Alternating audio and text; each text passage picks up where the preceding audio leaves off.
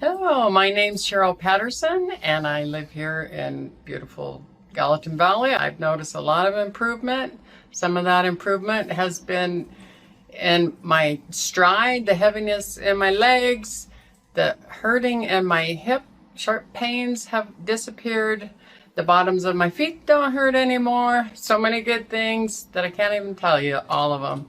I also suffered from my bladder activity at night. Sometimes I'd have to get up 10 times in a night, and I'm down to about 2. I can finally keep up to my husband. He's not dragging me. I almost get to drag him now.